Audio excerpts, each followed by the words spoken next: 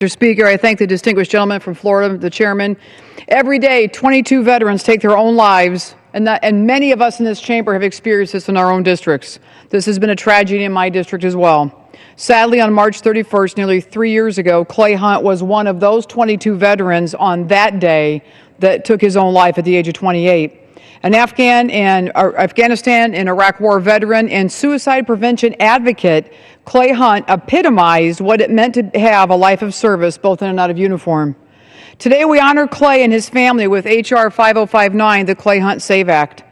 Clay's story was one of bravery and dedication to our country. He enlisted in the Marine Corps and served on several missions to Iraq and Afghanistan. After his final deployment to Afghanistan, his unit returned in October of 2008, and he was honorably discharged from the Marines. Here's the key. Clay relied on the VA for medical care and received a 30% disability rating from the VA for PTSD.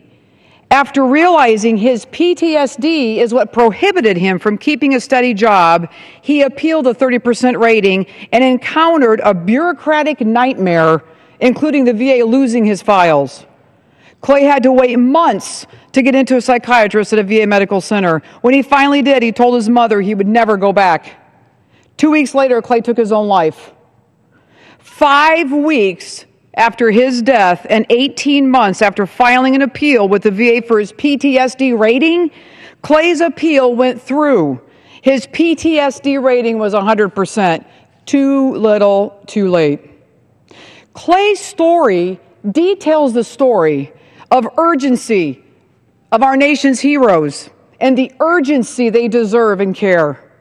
If we're going to lower this incredible, alarming rate of suicides, we have to improve the access and effectiveness of mental health care available to our returning heroes. And this step is a step in the right direction.